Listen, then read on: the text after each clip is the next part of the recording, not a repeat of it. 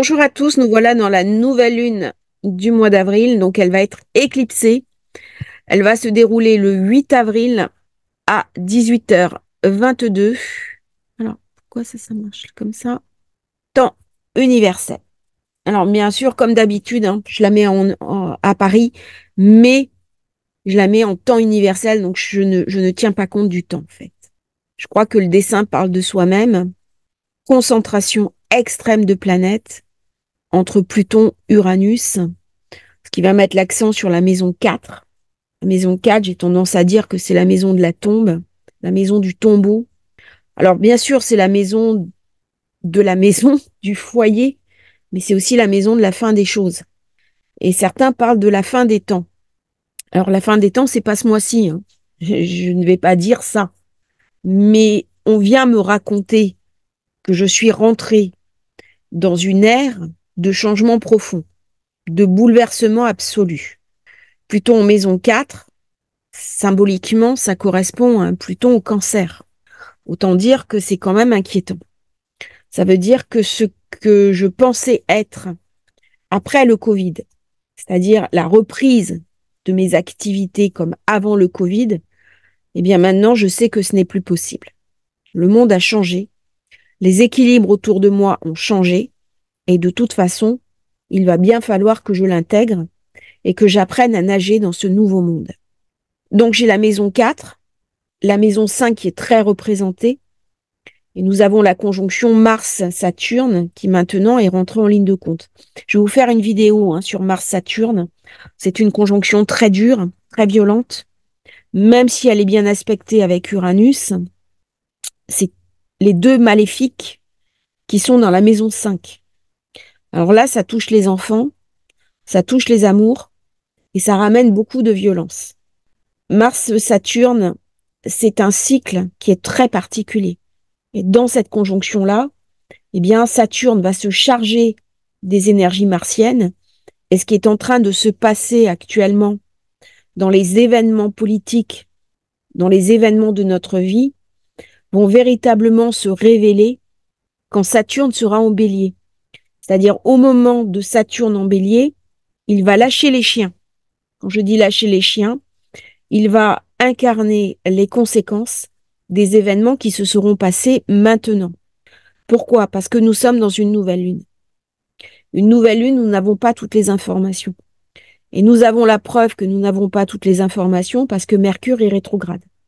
Donc notez bien, je vous invite maintenant à prendre un carnet, éventuellement un carnet d'événements, et vous notez un petit peu les événements de votre vie, ce qui se passe là, et vous verrez quand Saturne va rentrer dans le bélier, vous aurez un lien entre ces deux événements. Cette nouvelle lune, elle est clé. Elle est clé parce que déjà, c'est une éclipse. Donc elle est très puissante. Elle est très, très puissante et elle se fait sur cette conjonction Mars-Saturne. Donc on a deux pôles divergents. J'ai Uranus-Jupiter, une conjonction très positive au niveau financier. D'ailleurs, la bourse n'est jamais aussi bien portée. Les cryptos flambent. Tout va pour le mieux. Tout va pour le mieux. Mais si je regarde bien, j'ai nœud sud en maison 12 à l'ascendant. Si je regarde bien le degré de cette nouvelle lune, qui se passe à 20 degrés, eh bien, j'ai un homme s'équipe pour un long et dur voyage. Autour de lui, des accessoires divers. À sa ceinture, une bourse et un poignard.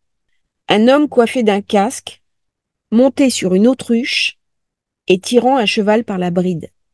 On est dans un degré de combat. On est dans un degré de lutte. Voyageurs, explorateurs, diplomates, représentants militaires, aventure. Voilà sur quel degré thébaïque se déroule cette nouvelle lune. Autant dire que les forces en présence ne vont pas parler de paix, mais au contraire, elles viennent me parler d'une situation qui maintenant va commencer à s'envenimer. C'est-à-dire que jusqu'à présent, nous avons eu les prémices d'une secousse, et pour ce qui va se passer dans les mois suivants, on va encore monter en puissance. Donc, au lieu de calmer le jeu, qui est une invitation avec Mercure rétrograde, eh bien, chacun enquête, chacun investigue et chaque force en présence regarde, cherche à comprendre le monde dans lequel il se trouve. C'est vrai que ce nœud sud en balance, qui devrait venir me parler de paix, qui devrait venir me parler d'apaisement, qui devrait me parler de sérénité, avec une Vénus qui maintenant est passée en bélier, eh bien, on n'est pas du tout dans quelque chose d'apaisé. On est au contraire dans une violence qui est renforcée. Parce que même Vénus, la paix, elle s'incline devant Mars. Avec Mars, Saturne, on est dans le jugement.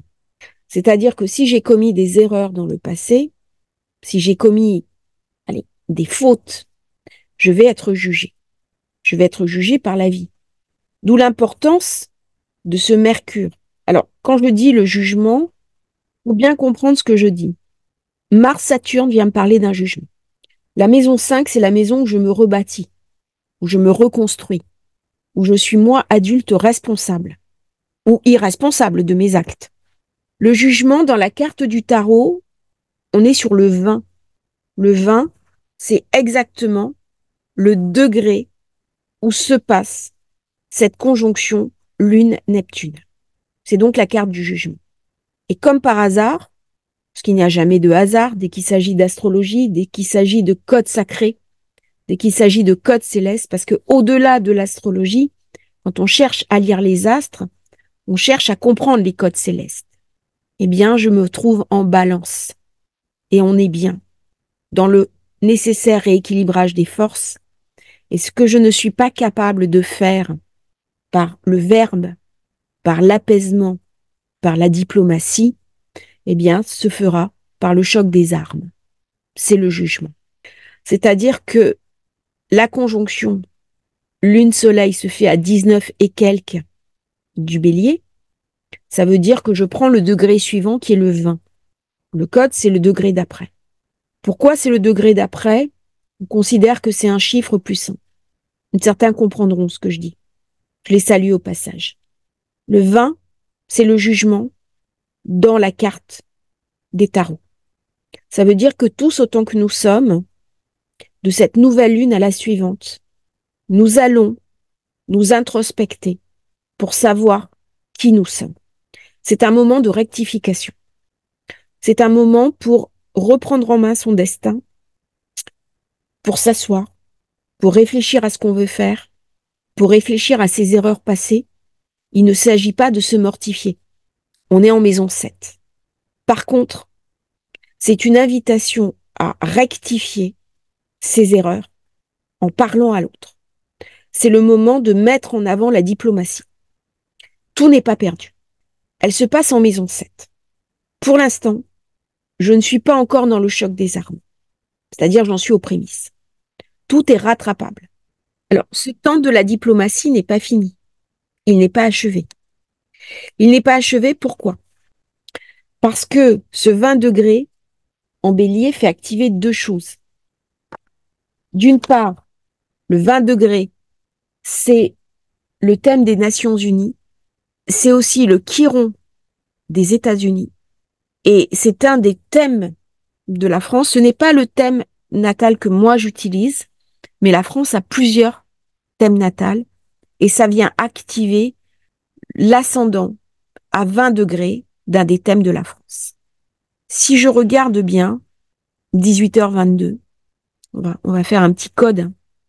18, qu'on a fait le 20, les tarots.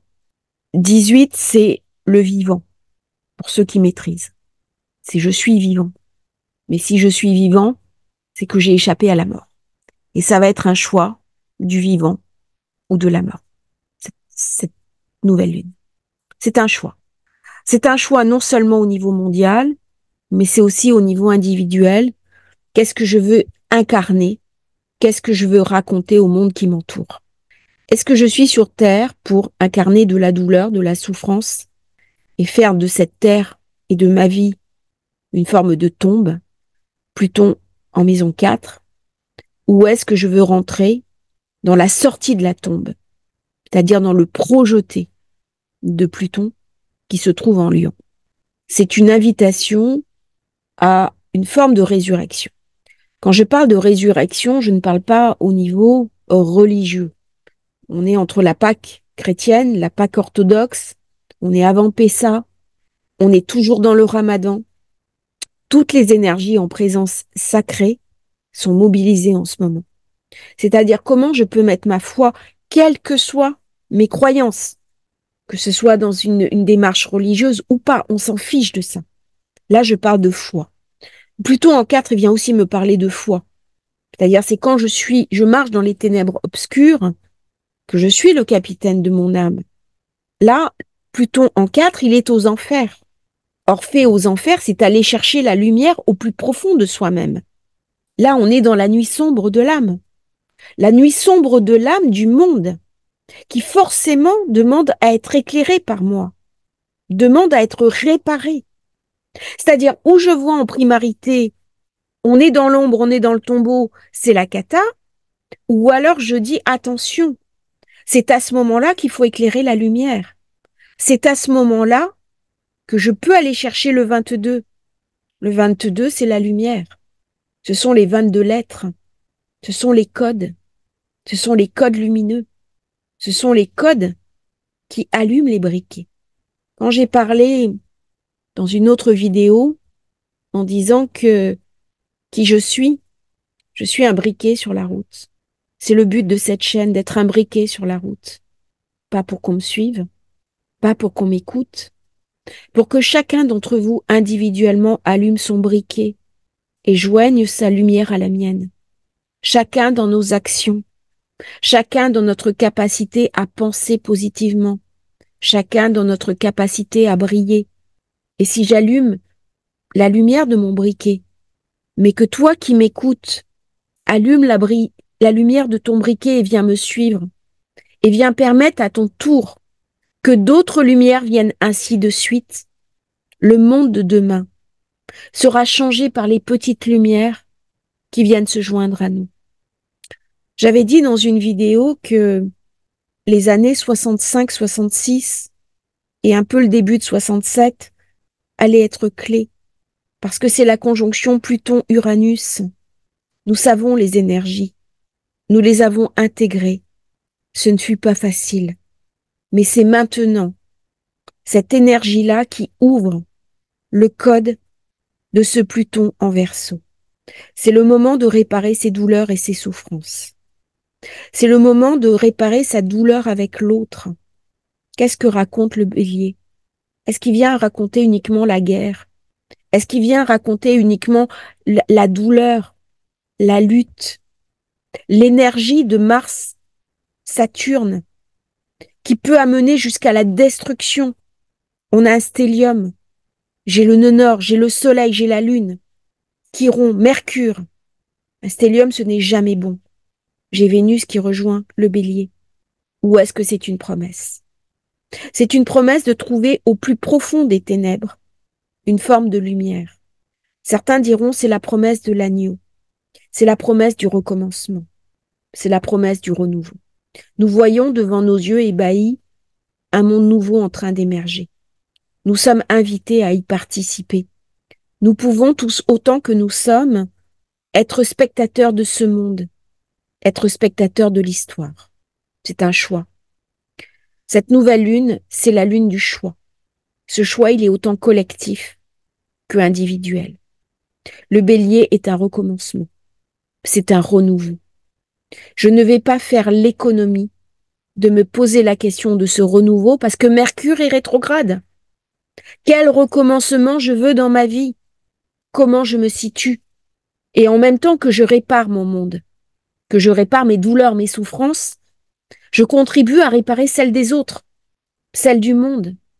Dire pardon à l'autre si je l'ai blessé, mais aussi se dire pardon à soi-même si je me suis blessé. C'est une nouvelle lune du pardon. Mais ce n'est pas le pardon à Neptune.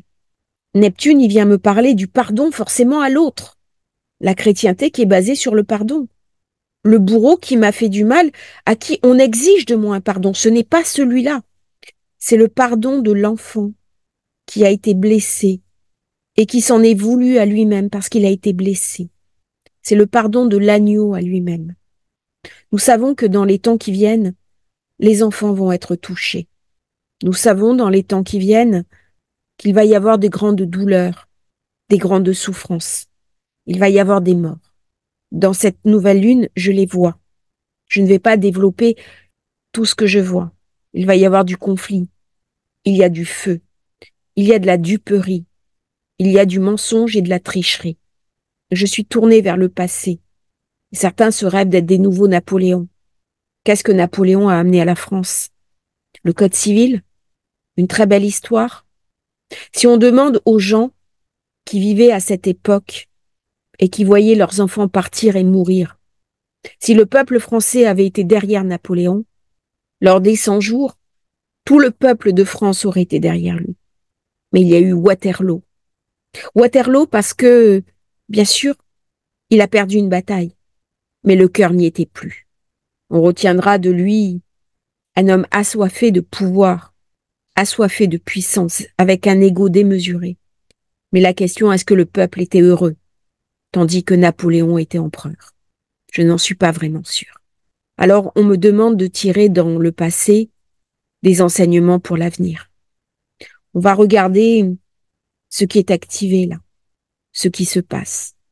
Voilà, au moment de ce qu'on a appelé le corridor de Danzig, qui a précipité la Seconde Guerre mondiale. Uranus en Taureau, 21. Le nœud nord était en Scorpion et s'apprêtait à passer en Balance, inversion des nœuds. Pluton à 2 degrés en Lion. L'inverse de la position où il se trouve.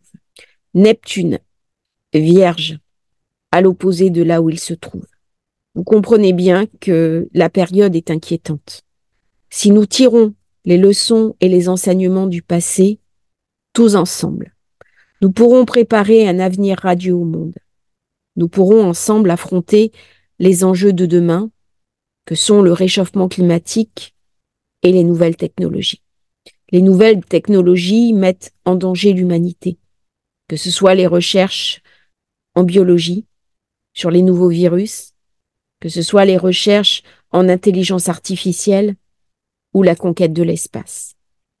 Nous avons pillé nos ressources. Nous sommes en train de détruire notre écosystème. Nous pouvons raisonnablement décider que nous sommes une seule et même humanité. À ce moment-là, qui va avoir la main? Qui va être activé par ces 20 degrés du bélier?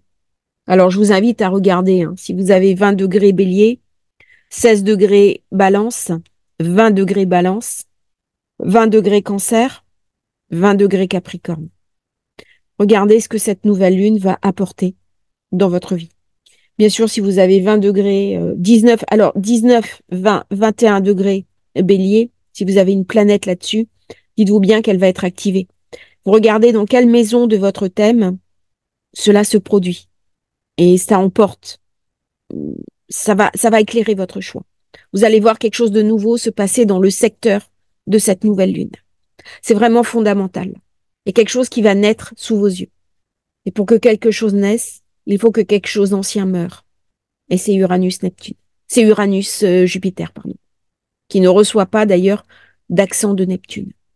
L'ancien monde contre le nouveau en train d'émerger. Par contre, j'ai un carré. Cette nouvelle lune se fait au carré de Pluton. Soleil, lune, Chiron, Mercure, nœud nord. C'est-à-dire que pour que l'ancien émerge, pour que le nouveau émerge, il faut que l'ancien accepte de laisser le pas. Mon lapsus était révélateur. Nous sommes dans des sociétés où l'ancien ne veut pas laisser le pas. Il ne veut pas céder. Il ne veut pas céder aux nouvelles générations. Nous sommes rentrés dans le vertige de l'anté. L'anté, c'est des fantômes. Nous sommes en train de voir le monde de l'après, le monde de Yalta, s'effriter devant nos yeux.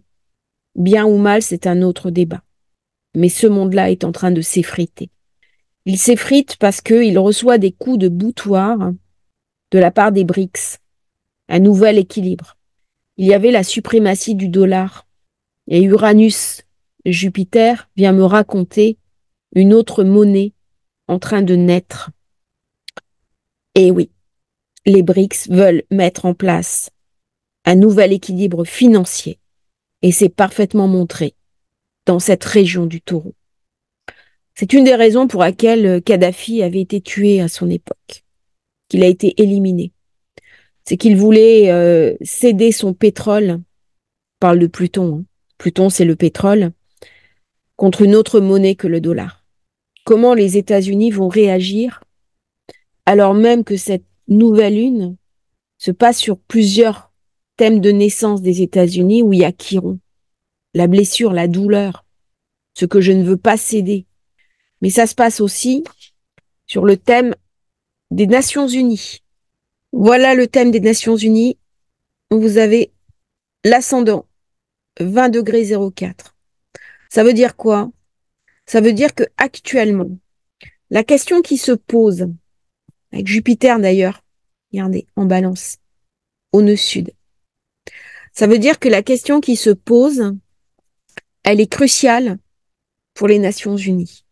Les Nations Unies ont été créées avec des pouvoirs pour succéder à la Société des Nations, la SDN, qui avait été incapable d'empêcher la Seconde Guerre mondiale. Est-ce que les Nations Unies, avec une tension au nord, Russie-Ukraine, une tension au sud, Israël-Hamas, qui peut très bien devenir Israël-Hezbollah, Israël-Iran, peut empêcher un conflit qui pourrait se généraliser? Eh bien, à la nouvelle lune, la question n'est pas la réponse, mais la question est en train de se poser.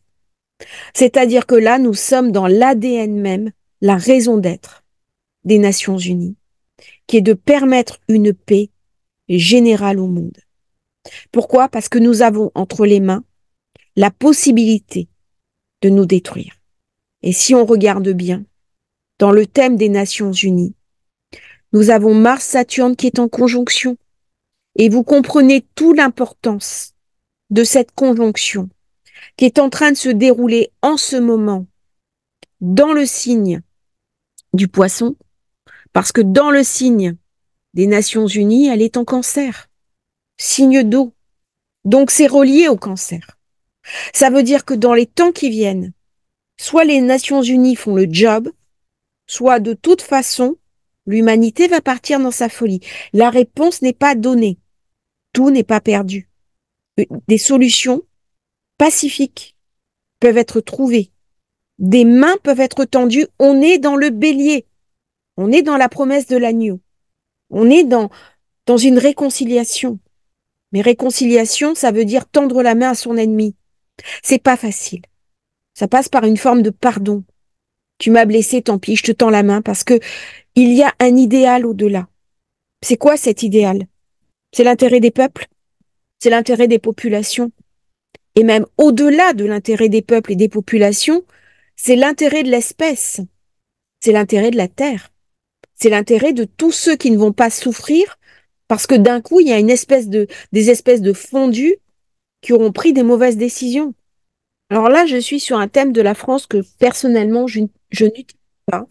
J'utilise un autre thème, mais je sais que certains astrologues utilisent ce thème. Et là, c'est très intéressant de l'utiliser parce qu'on est sur le 20 degrés du Bélier. Ça veut dire que le rôle de la France est clé dans cette nouvelle lune. Pareil, la France, indicatif 33, le pays des Lumières, le pays où la lumière peut naître, mais si elle peut naître quelque part, elle peut s'éteindre aussi quelque part. Et quand on regarde en balance Mercure, Soleil, nous savons que le nœud sud est par là, est à 15 degrés. Alors je ne vais pas faire du conspirationnisme, mais le rôle de la France est clé. Nous savons que le rôle de la France est de porter les lumières. D'ailleurs, on nomme Paris la ville des Lumières. J'espère avec cette carte que la France n'a pas porté les ténèbres. J'espère avec cette carte que la France n'a pas incarné le pire d'elle-même. J'espère avec cette carte que certaines craintes ne sont pas légitimes. La France a eu un contact avec la Russie après l'attentat. L'ascendant de la France, si elle est ascendant Bélier, Il y a plusieurs thèmes, hein, c'est normal. Chaque pays a souvent plusieurs thèmes. L'un des thèmes de la France, c'est ascendant Bélier. Ça veut dire qu'il est ici. Le descendant de la nouvelle lune se retrouve sur l'ascendant de la France. Descendant est à 18, celui de la France est à 20. Ça veut dire qu'on est inversé. Ça veut dire que le rôle de la France, c'est d'amener la paix dans le monde. C'est pas d'amener la guerre. Nous sommes une puissance nucléaire, mais la puissance nucléaire est une arme de dissuasion.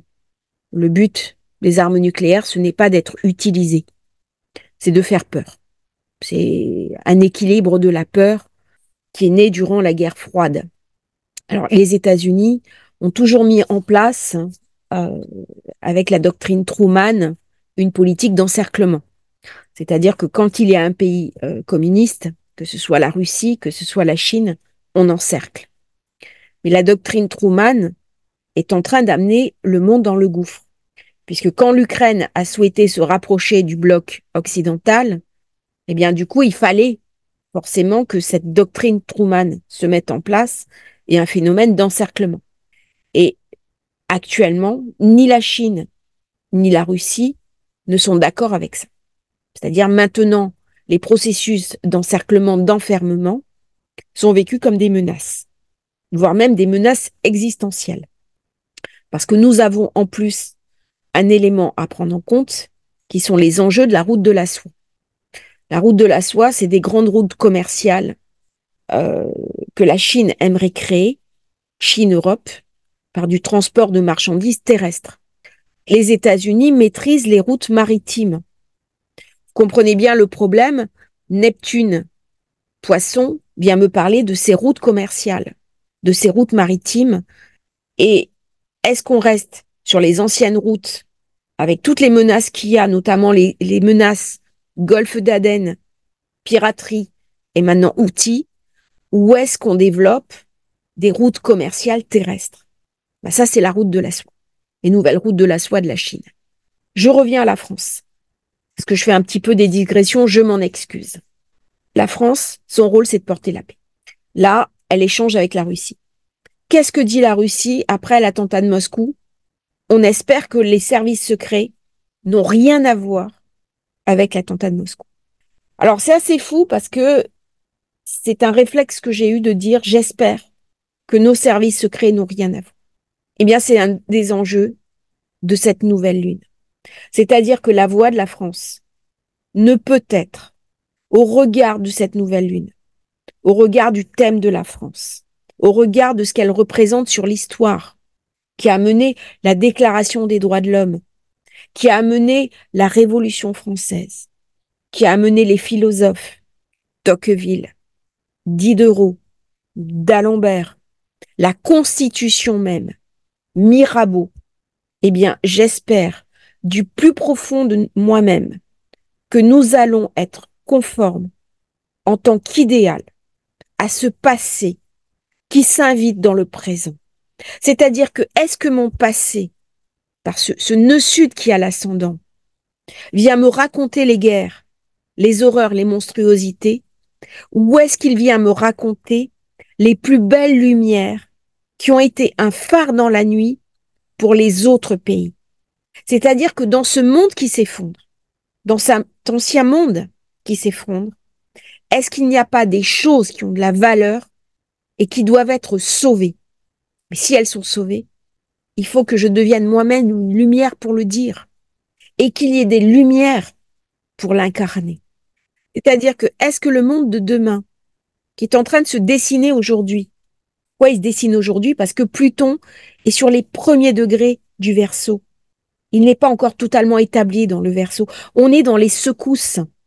On voit bien le changement d'équilibre. Uranus, Jupiter, on le voit très bien. On voit la lune noire qui est en maison 11, qui est un avertissement. La maison 11, c'est les projets, c'est les projections, mais c'est aussi mon avenir. Là, si on va vers le pire de nous-mêmes, on se confisque nous-mêmes notre avenir. On se dépossède de notre avenir. Mais c'est valable à titre collectif, c'est valable à titre individuel. C'est une nouvelle lune pour repenser mon rôle parental, mon rôle éducatif, mes enfants, mes petits-enfants. l'avenir derrière moi. Qu'est-ce que je veux pour eux? Quel monde je veux leur laisser? Quel monde je veux leur créer? On a parlé de réparation. Ça veut dire que je peux interagir avec lui. Pourquoi? Pour du pouvoir? Pour de la puissance? Pour de l'ego? Sûrement pas. Pour une idée. La maison 11, c'est la maison de l'idée. Et je me souviens, il y a quelques années, après l'attentat de Charlie Hebdo, non, c'était pas Charlie Hebdo, pardon, c'était le Bataclan. Avoir eu une conversation avec l'ambassadrice et lui avoir dit la France c'est une idée. Et elle m'a dit c'est exactement ça, la France c'est une idée. Et j'ai relu des personnes qui ont repris cette phrase-là. La France c'est une idée. Ce n'est pas un territoire. C'est un peuple qui est porté par une idée de la lumière. Comment je vais la ramener dans mon monde? Comment je vais la faire briller alors que les ténèbres autour de moi m'en serrent et m'emprisonnent? Bien, c'est le cri de Nelson Mandela quand il était en prison. Est-ce qu'il pouvait imaginer à ce moment-là qu'un jour il deviendrait le président, qu'il reconstruirait la nation arc-en-ciel? C'est l'espérance.